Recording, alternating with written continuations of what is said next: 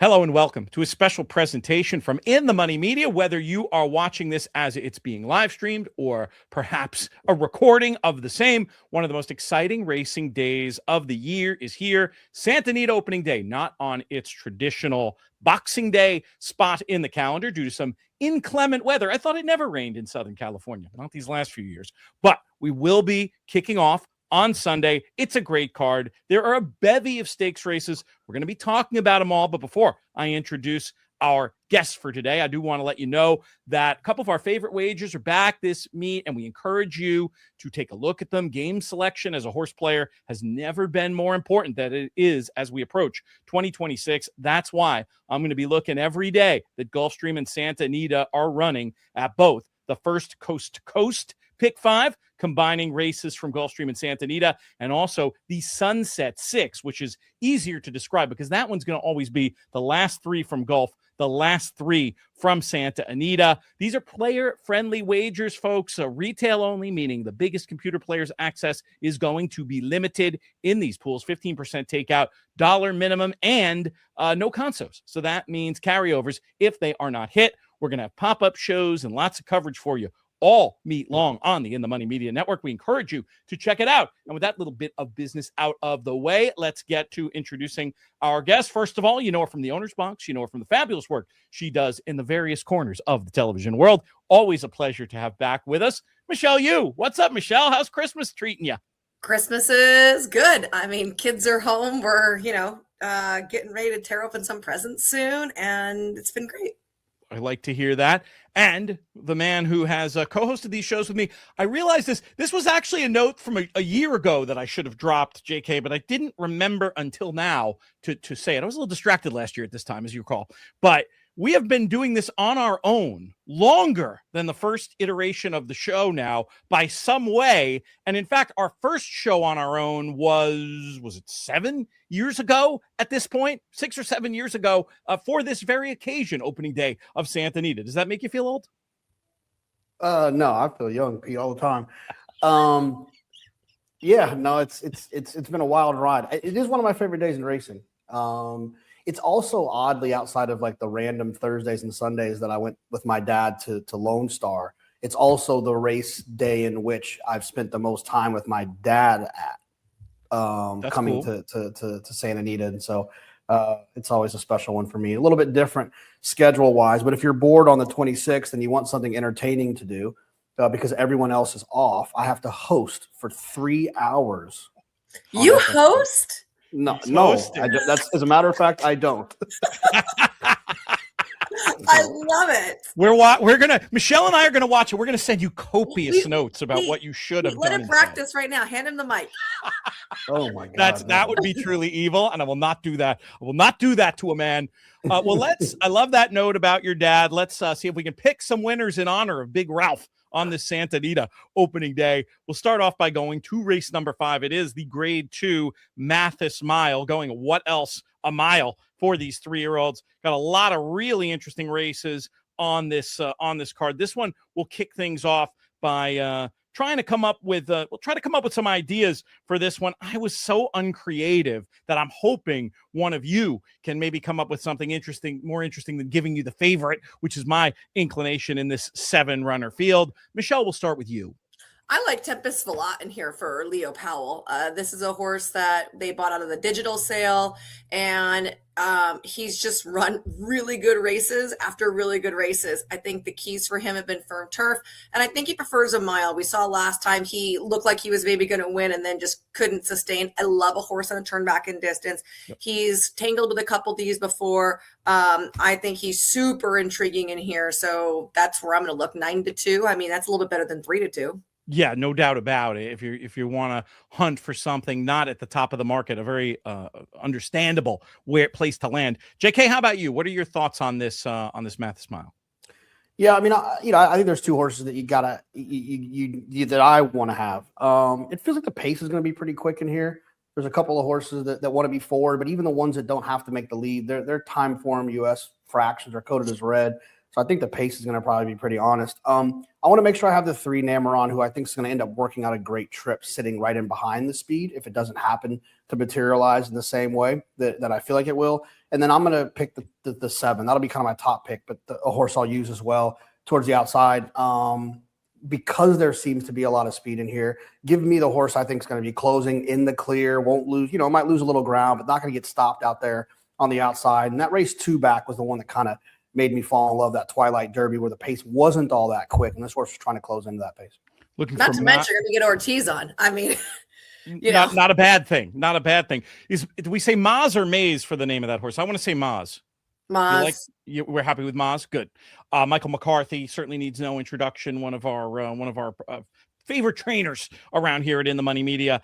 And yeah, I get Maz, I get Tempest Velat, and the case for Nameron. I just think the trip's going to work out beautifully, like JK said. So I'm uncreative, but maybe a couple things to juice things up. Obviously, this race is not part of the pick 6, and isn't part of either the Coast to Coast or the Sunset 6, but a race I plan. Although I lied to you. This is in that Coast to Coast, so definitely a few ideas to get started. The Coast to Coast, by the way, on Sunday starts at 3:18 Eastern with Gulfstream 7.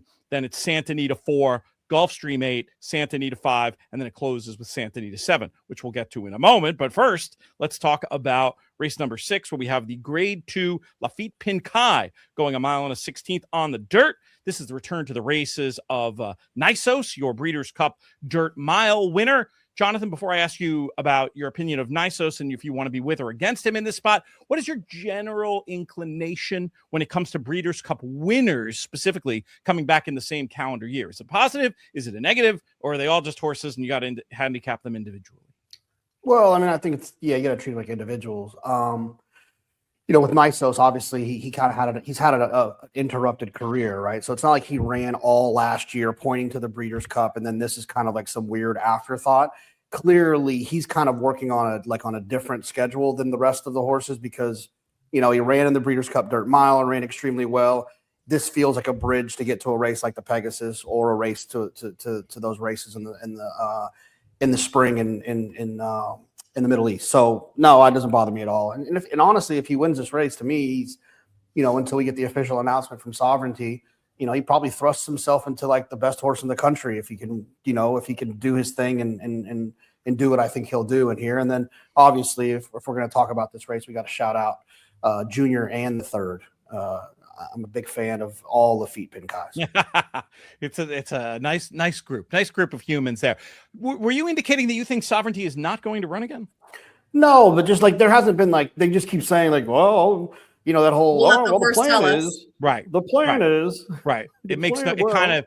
You'd think you might hear a little more enthusiasm if there wasn't. Just say yes, he's running, and we're going to point him to the Dubai World Cup. Right. No, why wouldn't we? That's fair. That's absolutely fair. I just was curious if you had heard something that with all the trainers and horsemen you harassed for tips, I thought you might have gleaned some inside information that was not yet public. Of all the trainers that I harassed for tips, while I have a good relationship with Bill Mott, he is not one in which I harass for tips. You're not texting Bill Mott constantly, like, "Hey, tell me about this first." No, honestly, fun exercise. Let's see the last thing I texted Bill Mott. This will be fun. Hold on, I want to see the last thing I texted Bill Mott was. Well, here's the best part about it. Do I even have his number saved? No. Yes, I didn't even save it because I was like, "There's no way that this is going to be a relationship that's going to be able to go anywhere." Let's see. Hold on. I still might have. Yeah, I haven't texted him since May. Yeah. It was probably, honestly, I think it was about cart talk, to be fair. And to clarify, are you stone cold here, or are you going to bring in any of the? Okay. Yeah. Michelle, how about you? Do you share JK's enthusiasm for Nisos in this? Oh yeah, I mean, come on, he's always been a very, very special horse. We've got to see him in Southern California for a long time. He really gives off American Pharoah vibes from being around him and the ease of which we've seen him be victorious. I think he had to work a little bit harder in the Breeders' Cup Dirt Mile. The fact that he's running back, you ask about Breeders' Cup horses in their next starts in the calendar year. I don't think that we see a lot of them because generally once you win a Breeders' Cup, you've wrapped up a divisional title of some sort. And so you're not going to come back and risk that or whatnot. Nisos doesn't have any divisional titles that I can think of wrapped up. So for him to run him here in a grade 2, it, like JK said, bigger and better things on way. But to me, it means he must be doing super good. I I guess Nevada Beach could give him a run for his money. I just don't think any of these horses are in the same stratosphere as Nisos. I tend to agree. I'll make it a chorus. Let's hope Nisos does the business in this one to start off the traditional pick six. Another good betting option for you at Santa Anita out on opening day. Let's pivot to race number 7. We mentioned before this will close out your coast to coast bets. Got a big full field going down the hill, and this was a race where I just kept going back and forth. I really want to beat Anmer Hall from the inside in a big full field, but as I go through this race over and over again, I think the horse is going to be able to pull a trip, even though that can be disadvantageous. Certainly not one where I'm going to stand alone. Really curious to see what everybody else thinks. Michelle, we'll start with you. I mean, you have to like him because he has all that hill experience, right? I think we've seen time and time again that a horse that loves the hill loves the hill. I wouldn't count out Mucho del Oro for George Papapadromo. He has run super well going 6.5 before. In fact, he's a graded stakes winner down the hill, so he's got back class to lean on. His last couple of races might not have been spectacular, but I think when you look at the fields he was facing, they were super tough. He's in here for the 50, which I think is really interesting. So I would certainly be utilizing him alongside of Anmer Hall. And this will be crazy a little bit, but I actually don't mind Hot Rocket for Michael McCarthy. Needs pace because he has no pace even going a mile. So I think Trip is going to be curious, but I feel like this is a horse that could step up and run like a really good race. All right, so the 1 and the 8 are the primary ideas, but no 1 and 10. The 1 and 10. Sorry. 1 and 8. Yes, 1 and 8. You're leaving the 10 in the mix. I can't count. All right. It's hard when you don't have you do this early and you don't have the PPs that have the numbers in them. Actually, they did just pop up in my PP, so that'll make it easier to keep track for the rest of this show. JK, how about you? Where are you? Let's start with the favorite and your thoughts on Anmer Hall, and then get your idea of the winner here. Yeah, I mean, this is unintentional, but it works out that my dad, our address was 318, and my dad was a horrible horse player. It's how I became a horse player, trying to prove to him that he was horrible. I fell in love with the puzzle, trying to prove to him that he was an idiot as it pertains to betting horses. So he literally would just always play our address, but he would say it as if he's discovered something. Oh yeah, bro, I'm gonna play the 318 here. Okay, Dad, well, you always play the 318, so why? That's not really relevant. Anyway. I actually like the 318, and so on this day it works out. Yeah, right. I mean, forever we've always heard that being on the inside, because of the way the configuration of the downhill turf course, it's not a great place to be. But I think this horse is tactical enough, and is probably going to let them go, and then end up working out a good trip from the inside. So I want to definitely have the 1. I'm not against that one at all. The 8, like Michelle mentioned, I won't repeat all those things. But the 3 for me, Pete, and you know this more than anyone, I am a sucker for red-coated mile horses and Time Form US cutting back down the hill. Yep. I feel like those horses do so well because you know that they have at least a little bit of stamina to be able to handle a mile. The 3 actually won last time. The fractions are coated red. They have enough speed to stay forward. And then when everyone gets a little bit tired turning for home, they're going to have that stamina. I love horses like this. I'll pick the 3 on top, but I'll use the 138. 318 for JK. I've learned a lot over the years talking to you specifically about turf sprints, and I had clocked that angle on the 3 runner as well. I was going to leave Anmer Hall in the mix, and I just kept wanting to throw in somebody else. I know the horse is too slow in theory, but I did think Mescalero was a little bit interesting getting back to sprinting on the turf. That's another number I'm going to keep on side for sure, hoping that morning line educated guess is correct there. Let's go to race number 8, grade 1 action, 1 of 3 grade 1s that we have on the card. This is the Lebrea going 7 furlongs. Michelle, I'm going to throw the ball back in your court. I have no idea. Is that super helpful? It's kind of how I feel too. We're going to have to crack some nuts and get some answers here, though. I mean, this race is super tough. You have a massive field in here. You got a lot of shippers, and we got that challenging 7 furlong distance. So again, I always like horses on the turn back. I thought that George Weaver's horse was interesting, but coming off a really long layoff, and California horses are really fast. This horse is not going to be anything close to the lead, right? She's not going to be able to sniff the front. So maybe she's going to be a little over bet. And unless she can come from a little farther back, I don't know if she's going to be as effective. I don't know who I like in here. Seriously. I kind of like Artisma for Richie Baltas to hit the board. And I want to use her at a big price. So I feel like I want to play her along with someone. I just don't know who that someone is, Pete. Like, do I trust Magnificant?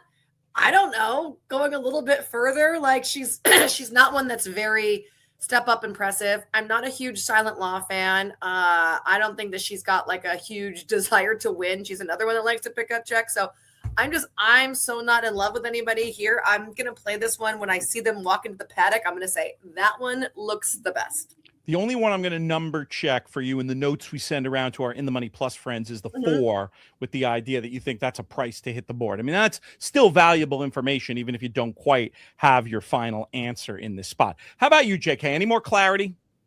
No, not really. I mean, I think it's a tough spot. I mean, so and a lot of times in situations are like this, when I don't have an idea, I try to identify like 3 or 4 different types of horses that they just check a box for who they are, and it makes me feel like I kind of got the situation figured out. So the 9 Formula Rosa, like the best speed drawn outside, probably one of the most talented in here, has some big races, so I'll use the 9, even though I think the pace is going to be quick.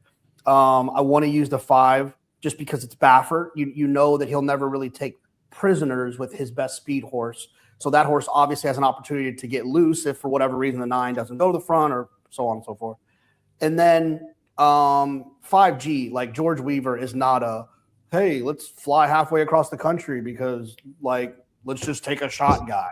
Like, that's not how he operates. This horse obviously got a little bit behind the 8 ball. They've been training pretty consistently. I also like the fact that the last work was a half mile instead of 5 furlongs. When they go down in distance coming off a layoff on their last work, it makes me feel like they're not cramming for the test. Like, they're not like, oh, I got to get one more stamina, I'm worried. Like, I feel like that means she's ready. So I'll use 5G. So 3, 5, 9. 1, 3, 1, 3, 8 for JK. 3, 5. No, not in this way. We're not going to keep the hunch play going. We're going to go 9, 5, 3. Like my top choice in here is the 8. I think her last going to get the best. That was my top pick, and I was thinking I was going to get to say something nobody else said. I'll let you make the case.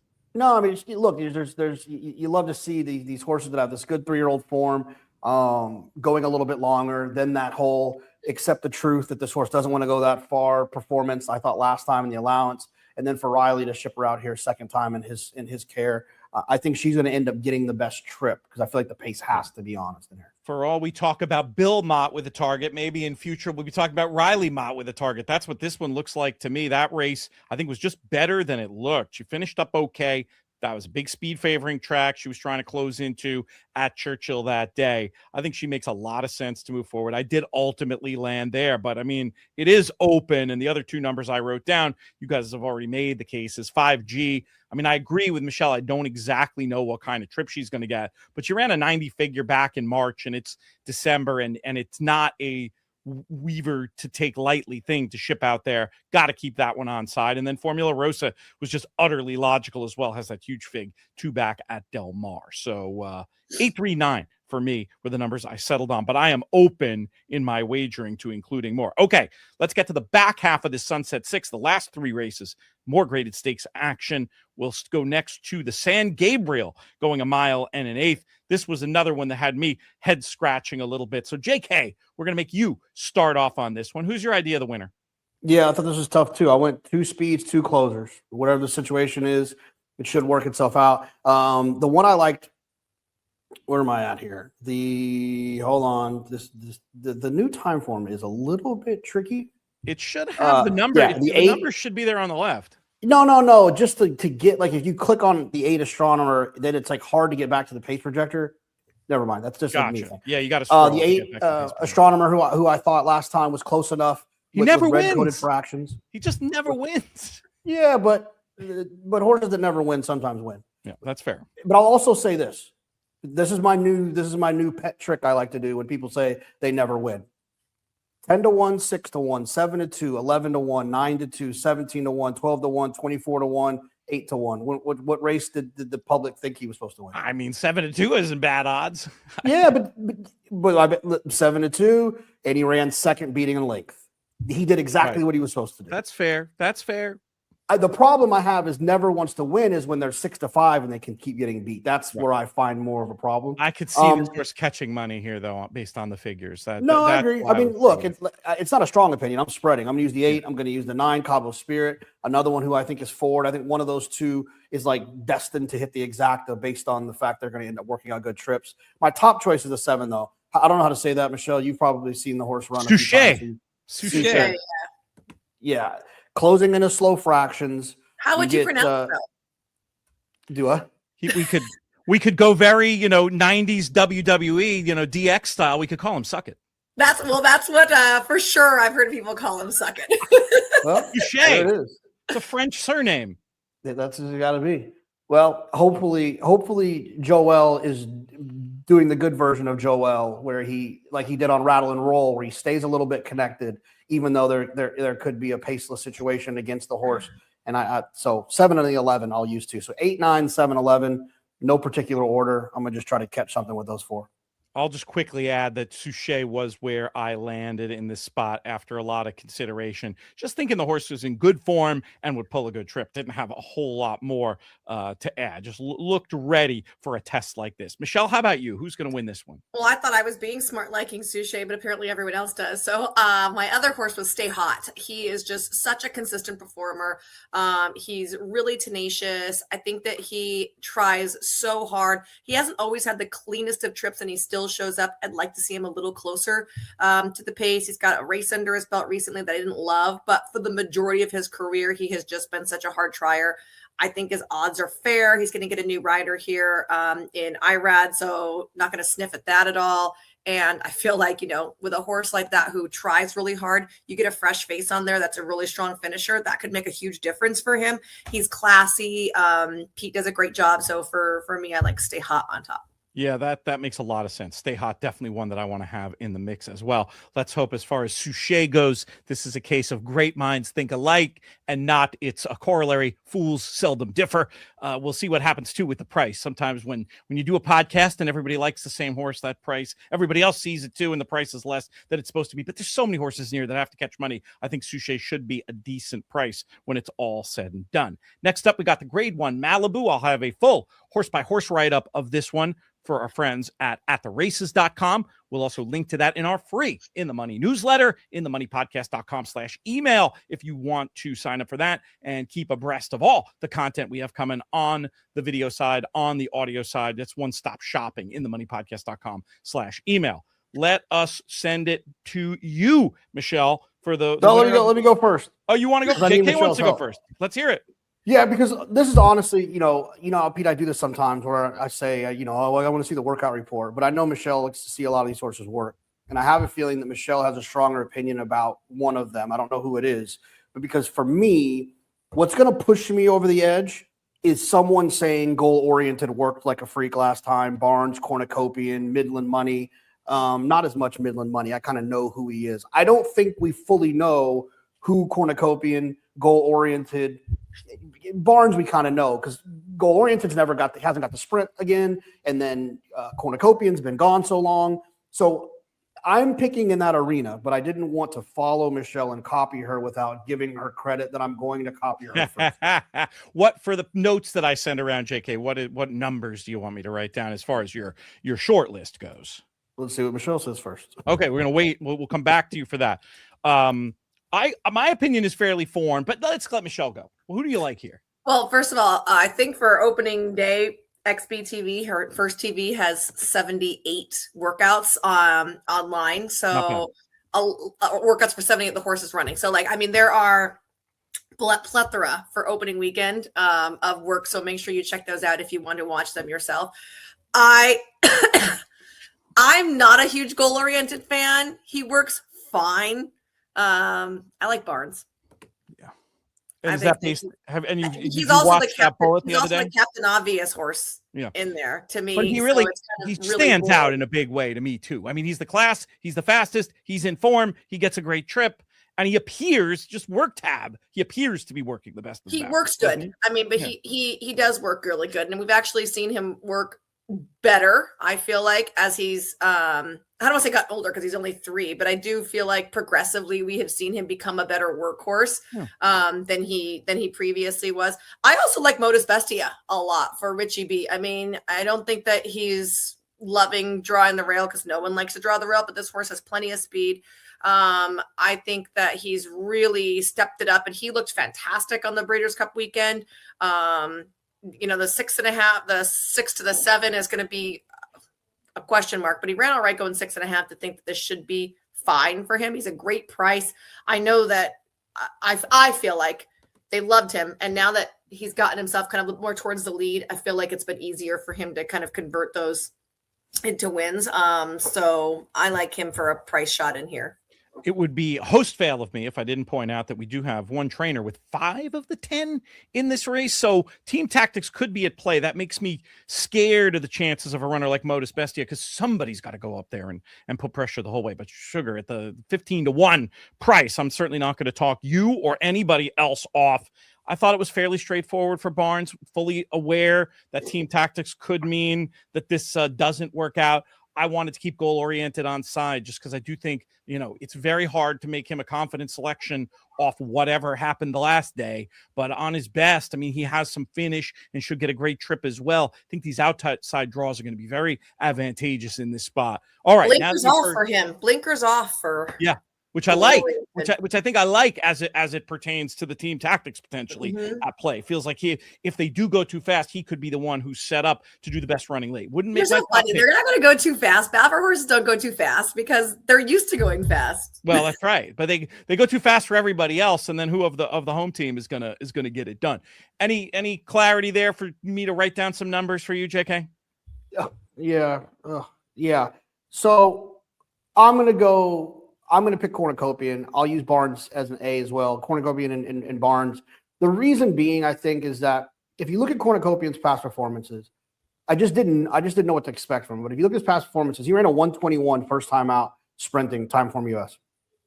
Barnes ran a 129 last time, a 124 prior to that. That was all the way back though in February that he ran that 121 or March or whenever the hell it was. I mean, he's got an opportunity, and then he has the best race he ever ran, in my opinion, was in the Arkansas Derby when he set those ridiculously fast fractions and got tired off of that first time going 2 turns. Obviously, something went wrong at Aqueduct when he didn't run back for 245 days. So I just think that he's sitting on a little bit of a sneaky performance, and I think he could be a little bit ignored as well. I think some of these other horses are going to take money. So 8-9 is A's, and then I'll use 5-10 as B's. Baffert's going to win this race. Well, I think we'd be amiss just to not mention Smooth Cruisin' because even though he hasn't been able to beat any of the Bafferts he's faced, he's just been a really cool contender for Karen Headley. I mean, you have to kind of root for these small barns. For sure. They've got this one good horse, and you know he does show up on these big days. He runs good races, so I think he's a cool little customer. Even though I don't necessarily think he can win, I still like him. Easy one to root for, could maybe sneak out a piece. And yes, as Frank Scatoni likes to say, when small barns win, we all win. So good story if we can get a nice effort out of Smooth Cruisin' there in the Malibu. We can run a minute longer than we said before because I do not want to give short shrift to the other grade 1 of the day. Big field here of 11 in the American Oaks. JK, when it comes to the Sunset 6, all these late picks at Santa Anita on opening day, I'll ask you the key question. How are we going to get paid? Yeah, I'm going to try to get paid 2, 3, 10. The 3 Cliffs will be my top choice. Look, I just have a real trainer crush on Cherie. I think she does an outstanding job. I think her horses, they when they get good, they stay good, they improve. I think she's very thoughtful when you talk to her about her horses. Like it's usually not even trainer talk. It's like real, like complete thoughts, thoughtful things. Like I just think she does a great job.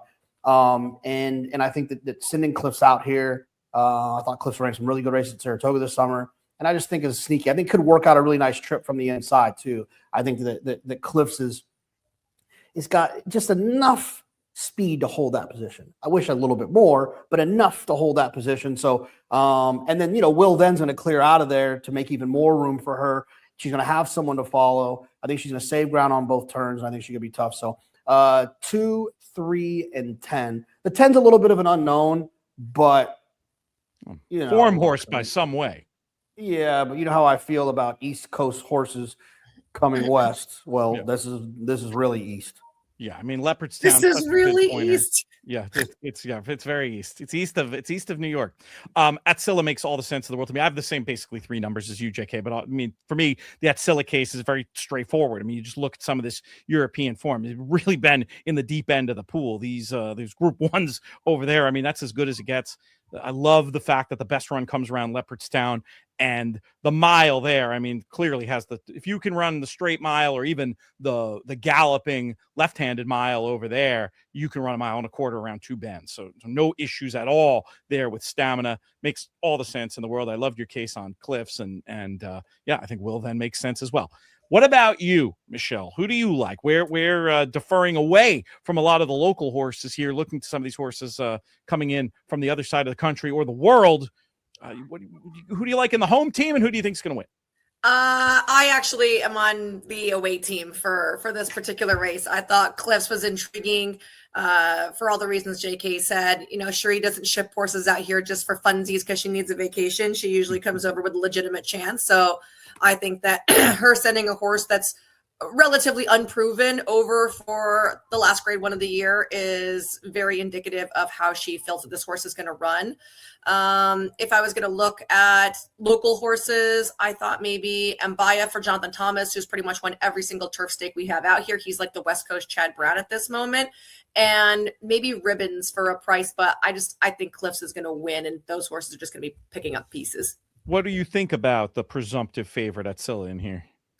I mean, she has a lot of class, but also, okay, let me back that up, I guess. She has a lot of races that look classy on paper, but she's been well beaten in them. So we're really going to have to see how she is going to be able to handle coming to the West Coast. She is going to have to step up a little bit because she has some issues as far as running goes. She tends to not break very good. And even going the mile and a quarter, that's going to put her at a disadvantage, especially because where they break at, starting down the hill. I mean, if she stops or doesn't leave and they're all gone, I mean, it's not super easy to make up 40 lengths on the turf course, even if you're going a mile and a quarter, right? So I do think there's some things to take into consideration before you hammer her at a really low price. Even though it looks so fancy that she's, third in a grade 1, 2 back, and she's only been running in group 1s and all this, I think we just have to think about, the other, she's been beaten 5 for, 6 lengths by some of these. So keep that in mind and maybe take her with a grain of salt. Not to say she can't win, but she's not a walkover. Maybe, no, definitely not a walkover, and definitely some reasons to question. Personally, I was hoping that there would be enough speed from runners drawn inside and outside specifically that it could bring her stamina into play. And I just wasn't worried about the 6-length defeats just based on who she was running against. I mean, those are fillies who are running, mid-90s buyer types on the equivalent. So I think the 1,000 miles is going to be pretty pacey. Wilden went to the front last time, but going further. So I don't know, if she's going to be up there pressing the pace. I could see Totally Justified also maybe being up near the lead. That's who I was thinking. 1:8:11. Is that probably what Time Form has? Because I looked at their stuff before, but I don't have it in front of me now. But it'll be interesting to see how it all plays out. Last thing before we get out of here, and I didn't prep you for this, so I apologize. And I will go first to make it a little bit easier, give you time. I want a best bet of the races we've talked about. If you could only bet one horse, of the ones that we talked about on this show, who would it be? I'm going to be selfish and go in that 9th race where we all agree in the San Gabriel with the idea of Suchet, the 7 runner. That'll be my best bet here on the Santa Anita Open. Best bet, card. Most likely winner, or best payoff?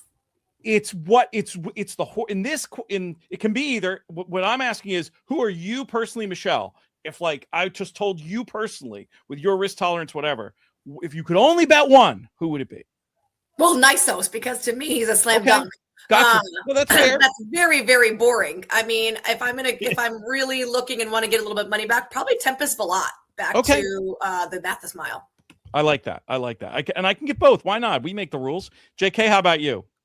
Yeah, I like her laugh quite a bit. I mean, I know it's a wide open race. I just think there's some value there. I don't think she's the most likely winner or anything like that. But I think she's interesting. I think she'll get ignored a little bit. And then honestly, this is like this is not like a slight. Michelle and I often, I don't think we have different basic ideas of how races are run, but we end up on different horses a lot. And I think that the fact that we both like a horse at 6-1 morning line in the last is more of an indication of she probably likes the horse for various other reasons that I don't even like the horse for. So you take her 3 reasons, you take my 3 reasons, and now you got 6 reasons. It just feels like we're onto something a little bit. I feel like that's a great name, JK. 6 reasons. I'm gonna write that down in my name list. Have that one for free. Just know when I name a horse 6 reasons, it's for you. Okay, that's good. I do agree. I love it when we have somebody on who comes from, you and I are pretty just, traditional pen and paper form studier types. And then Michelle actually rides these beasts and gets to see them. And then also has the paper knowledge. You put it all together when we agree. I don't know, in the history of this show, from my joking around before, in the history of the show, agreement usually means good things. Sometimes a little bit short of a price than you would have thought on the morning line, but it usually means good things. Really enjoyed having you. Really enjoyed everybody getting a chance to tune in. I'm going to monitor this live stream. I'm going to say this out loud so then I have to do it. I'm going to monitor this live stream, which we're pre-recording, obviously, and I'll try to be answering questions in the comments. So thanks to everybody who's watching live. Thanks to everybody who's watching on the replay. Thanks to our friends at First for having us back to do coverage of this Santa Anita winter meet. We're going to be with you every weekend with various types of content. Sundays covering the Sunset 6 every week, and then lots of extra stuff on the biggest days. You'll be hearing plenty from Michelle here and on the Owner's Box, also from JK. That's it for this show. I'm Peter Thomas Fornatale. May you win all your photos.